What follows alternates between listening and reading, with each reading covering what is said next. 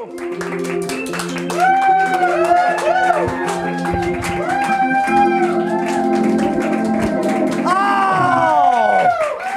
to 10-Minute Talk Show, everybody. I can't believe...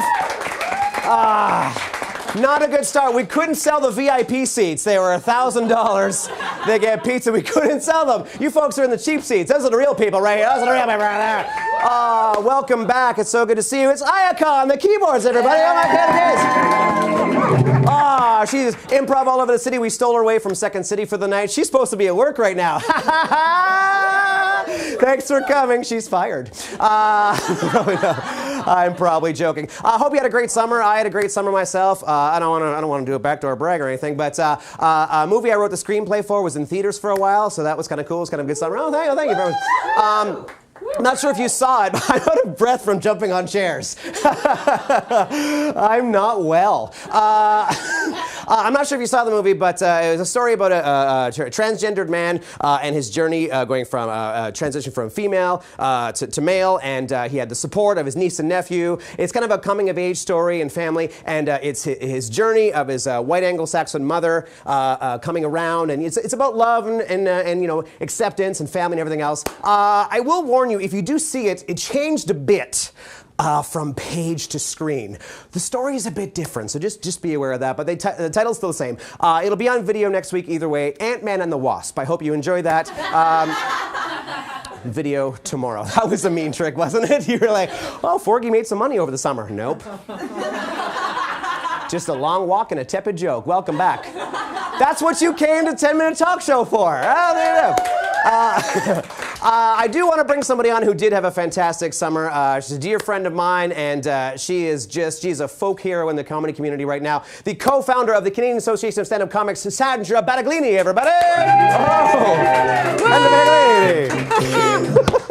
You asked me to do your name a little more Italian, and I tried to without sounding like Mario, because that would be offensive, and I landed... What did you say? Battaglini. Oh, you said, but you... I hit the G too hard. I know, I shouldn't have said anything. I shouldn't have. I mean, got in my head. But then when I heard the G when you were practicing, I'm like, ugh, that G is so... I know. You know what I it's mean? so much with the G. Yeah. Too much G. How are you for too much G? We're very urban. Yeah. All right. So you've had a hell of a summer, haven't you? Oh my God, I'm exhausted. You haven't just written fake screenplays. You had a legit good summer. And I'm gonna do the bragging for you. You got your name drop in the House of Commons, son. Yeah, boom, name drop, House of Commons. I didn't know. Yeah, I know. I didn't know that was going to happen. And it was for a positive reason. Yeah, absolutely. Yeah. it was for a good thing. Yeah. Very quickly, tell us what the Canadian Association for Stand-Up Comics is. Is it as obvious as it sounds? It is as obvious as it sounds. It is. We're just we're an association that's primarily focused on lobbying for comedians' rights in Canada. That's exactly right. Because you damn right, woo. That was a tepid woo, but that should be an enthusiastic woo. Because what you're bringing up is the fact there's a lot of art forms that get funding and get grants and get consideration for FedNor and everything else, whereas stand-up comedy does not. And you're lobbying to have that change. Yeah. Am I getting it right? Am I doing this right? Yeah. And here you are knocking on doors of MPs, and they're actually talking about it in the House of Commons now. Yeah, it's amazing. It's like 3 years. I wrote a letter to the Prime Minister 3 years ago, and here we are. That's kind of incredible. Yeah, you're damn right. Yeah, it's pretty great. I never would have imagined it would come to this, but I was really compelled to write the letter, and then I just asked my MP if she would send it to Justin Trudeau, and then she asked to meet with me, and that's kind of where it started. It's amazing. And funny thing, that letter is the reason why pot got legalized. There was something weird in the letter. So now that you got name checked in the house in the hizzy. I cried. In the house. You cried. Of course you cried. I got a little. I was like, oh my God, it's a friend. I've known her since. When they all stood up, I cried. They stood up in the friggin' house. By the way, they weren't just. There was no partisan. It wasn't like shame. There was no, because usually it's all party lines, right? It's like so unbelievable. Everyone needs to go to the House of Commons just for entertainment. Right. Conservatives like... No, there's a fire eater, and... no, sorry, you're saying... No, but all you hear is like... Like, everyone's gawking. The Conservatives are like, when will the Liberals stop sitting on their hands? That was what they said it's Who's making a rooster noise? Oh, but it just sounds like that from up in the gallery. It's just like... Like, it's unreal. I was like, wow, these people, it's really entertaining. I believe you. Yeah. Now, if you haven't seen the clip, please dig it up, because she starts off with, knock, knock, who's there? Comedy or something. It's like, oh my God, the joke died. I'm like, oh, we're doomed.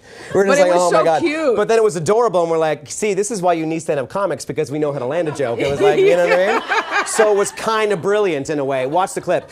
So now that this has happened, what's the next step? What's the thing that's happening next to get actually laws passed and get the funding and stuff? Well, we have 45 days. The government has 45 days to respond to us. Oh, okay. Yeah. So when that happens, I guess we'll all go on vacation. Do you know what I mean? Yeah, exactly right. Yeah. Well, the bags of money will show up at all of our doorsteps. I assume that's how that works. Yeah. Like Canada Post, right? It's just sign here, Mr. Battaglini. Yeah. Sign here. Did I just call you Mr. Battaglini? You can. That's okay. I recognize my Mr. Battaglini's my dad. Yeah, literally. I recognize both sides of myself. That is such a good answer. Yeah. God damn, you're good on your feet. We have known each other since 2004. Oh my God. True story. I've enjoyed you thoroughly. We did Goodie Bag TV together. I don't know if you remember. Look at us going back. Yeah. Back when we were 7. Thank you for forcing that laugh track. Yeah, and I've known you for a very long time. I've always been enormously proud of what you do, and I always admired your work and your comedy and your genuine person. It always kind of pisses me off a tiny bit when somebody is as delightful as you and also painfully talented. Like, you're really nice and you're also really good at what you do, and it makes me deeply uncomfortable because you're like a total 10 and it upsets me. Oh my God. You know what I mean? Like, it's just, and now here you are. Everybody that I know and everybody who I ever met in stand-up comedy is literally name dropping you. You are their folk hero, and I'm delighted that you came here a few days after your big success story. So I would like us all to enjoy it, because it's so good. That's so sweet. Thank you. It's fantastic. So much. So before we have another fantastic comic on this show, I want you to tell the folks how they can help you out and how they can get this ball rolling for comics in Canada. Help us out. How can we help you out? Okay, so a couple things. We have a letter writing campaign happening right now. So you just have to basically, it's to your MP. So if you go on our website, CanadianStandup.ca, there'll be a link there. And as well, if you can donate, there's also a donate button on the page too. I mean, we have zero budget, and we've been. I wonder what that's this, like. And we've been, I know, right, Canada. Oh my God. Yeah. And we've been funding this, through donations, but out of our own pockets. Right. So, yeah. I think, and this sounds like a total cliche. I don't have deep pockets. You know what I mean? I actually don't even have pockets right now. I don't have any pockets. She's not joking. She's also not wearing pants. Yeah, I know. It's so much easier not to wear pants. Right? Because we have a comfort level. Yeah, 2004. That's an old friendship. So please support stand-up comics. And I know it sounds like a tired cliche, but it is actually a legit thing. Canada creates one of the some of the greatest comics in the world, and I'm delighted and honored to know a lot of them, including yourself. So please support Canadian Stand-up Comics and go to the site and please support Sandra and everything that you do. So happy for you. I'm going to go over there. Okay. Just like rehearsal. There we go. Oh my God, we were just talking about stand-up comics. How about you? You feel good about me bringing out one of those? You feel good about that? I knew they would agree. You can check her out at the Comedy Brawl Finals on October 20th, and I know you're going to go because you won't forget it. You can check her out here right now. It's Salma Hindy, everybody. Salma! Oh, hello. Hi, everyone. I'm super excited to be here. I was a little late coming here because my neighbor confused me for their Uber driver. I'm just kidding. My husband doesn't let me drive. I'm also kidding. I don't have a husband. I'm single. I'm 27 and single, which to my parents means that I'm old enough to be a mother of 3, but I'm too young to be allowed to stay out past 10 p.m. I'm an engineer, but I'm still trying to do that math. My birthday is 9/11 because I'm a stereotype whore.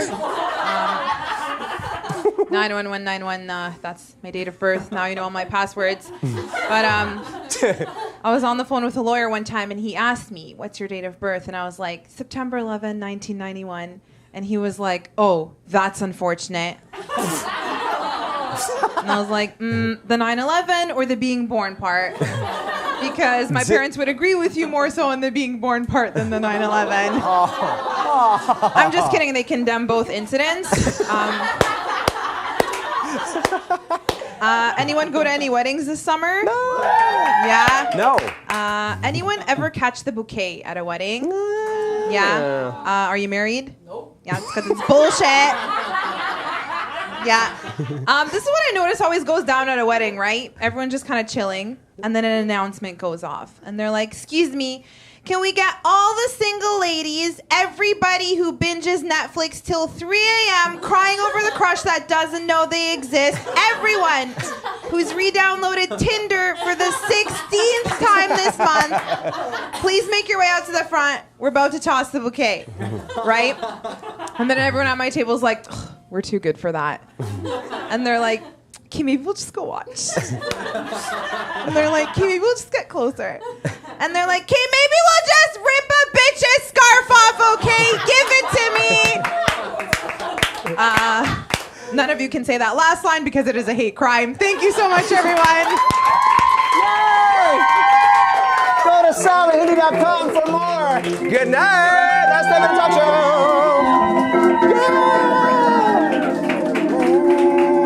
Yeah. Cha-cha-cha.